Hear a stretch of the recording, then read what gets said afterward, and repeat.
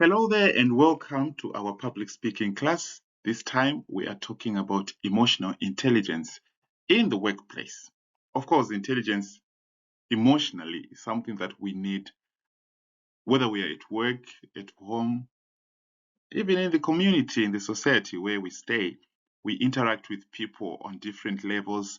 And as a professional, you might also have come across instances where you feel maybe I overreacted, or maybe I used the harsh word, or someone said to you, you were being mean. What does that entail? It means we need to learn emotional intelligence.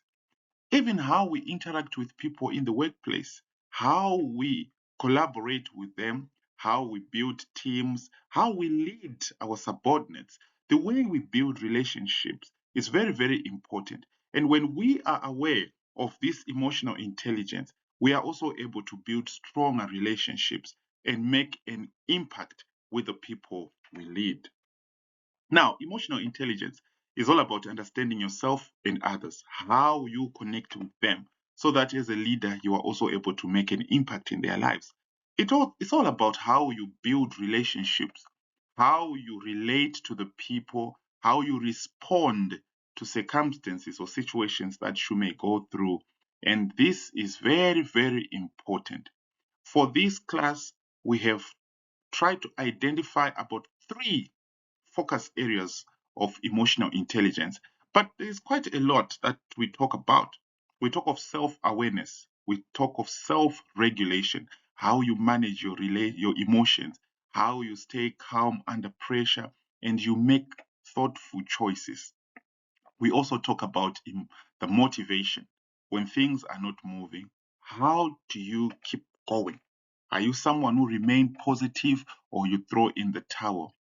We talk of empathy, how you understand and appreciate other people's feelings and what they will be going through, their perspectives, their views, and their experiences in relation to what will be happening in our workplaces. And most importantly, social skills.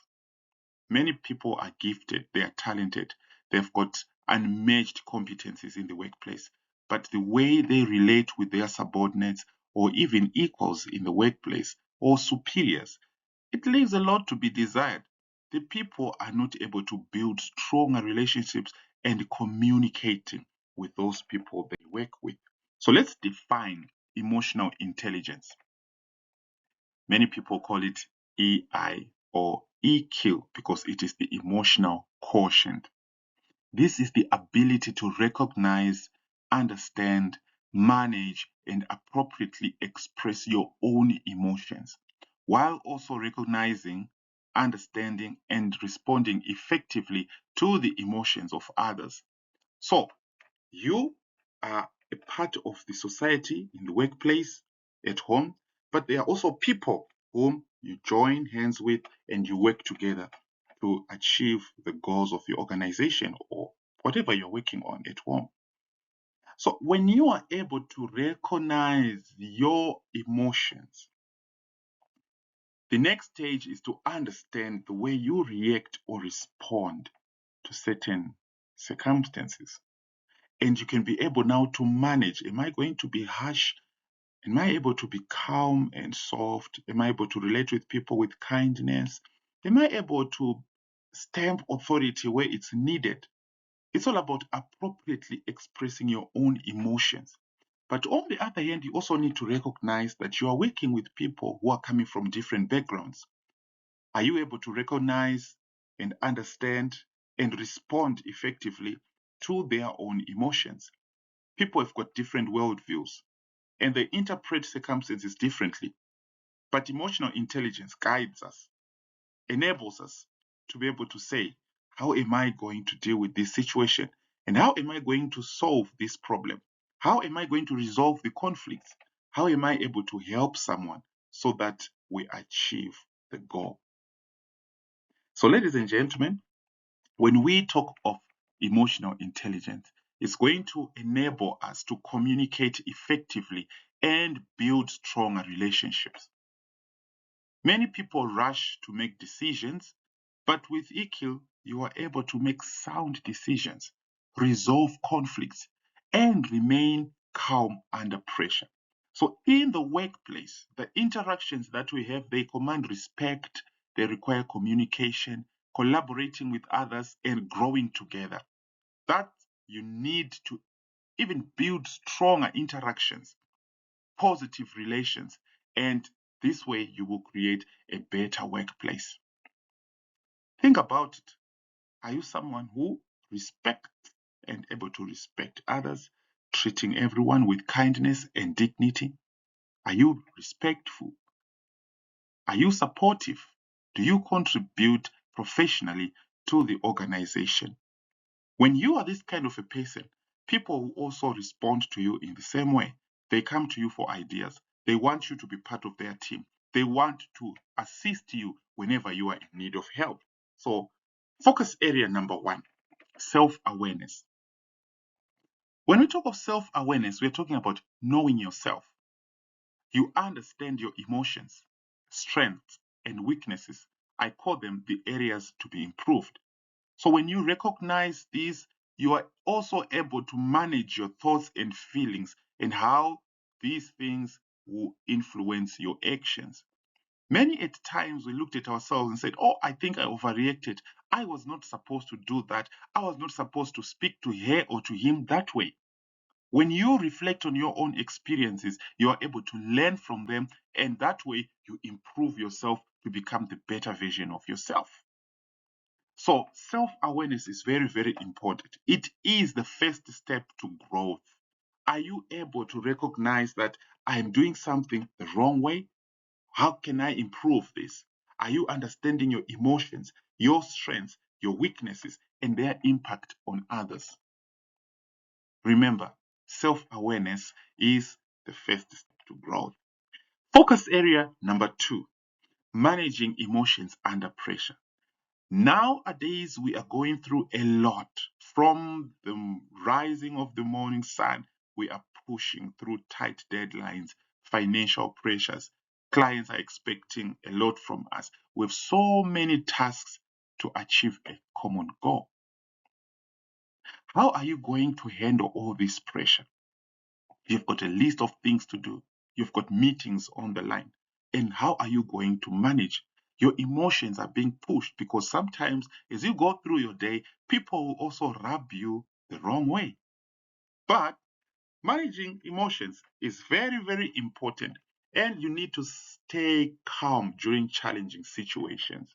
Because if you give yourself time to think, you breathe in and say, what am I going to do? You are also able to respond in the appropriate way. Staying calm during challenging situations. What does it do? It helps you to respond thoughtfully rather than reacting impulsively. Many at times we use the wrong words because we were rushed. We didn't take time to think through this situation. And instead of helping or solving a challenge, we even made it worse. So when you stay calm, you are able to think through and then you respond correctly. When you respond correctly to situations, you then maintain your professionalism in the workplace. You are someone who takes time, not too early and not too late, at the right time. This way, you build your professional image correctly. Now, let's talk about Now, let's move on to focus area number 3, building positive workplace relationships. As you go through your day in the workplace, you realize that you are in a department, you work with people, they need your support and you support them to achieve the departmental goals or corporate goals. Your organization is going to benefit a lot if you are someone who also contributes towards building positive relationships in the workplace.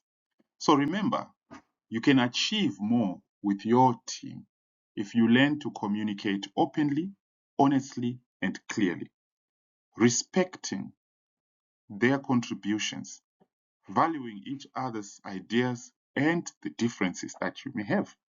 Because we all come from different backgrounds, we need to support each other, encouraging and lifting each other up. For each and every day, someone has got something on his or her mind. Collaborating with them towards a common goal requires trust. And this way, you become a stronger team. So, when we talk of building positive workplaces, we are talking about communicating with empathy and respect. Put yourself in the shoes of that person. How was I going to handle this situation if I was in this position? How could I have handled it if it was me? How is it this person is going through this situation? And then you can understand what each and every one of those members in your team may be going through. And then develop trust and collaboration. Remember, you need the respect, you need to support each other, and this way you will achieve your goals as an organization. Lastly, we talk of resolving conflicts constructively. You are bound to conflict. You are bound to misunderstand each other. You are bound to go through situations where you have different perspectives. But when we talk of resolving conflicts constructively, we are saying you need to foster the teamwork in order to achieve your goals too. Conflicts are bound to happen, but how we solve them is very, very important because thereafter we still need to work together, respect each other, and achieve our goals. We have identified the three focus areas of emotional intelligence.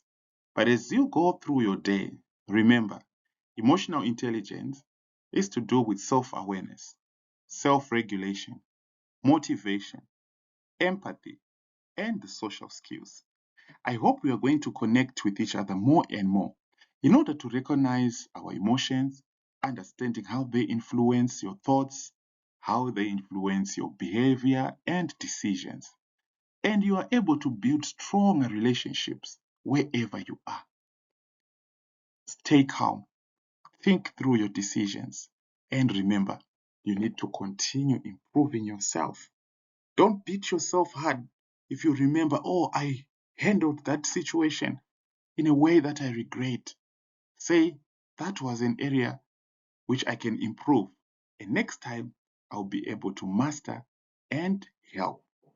Thank you so much. It's goodbye for now.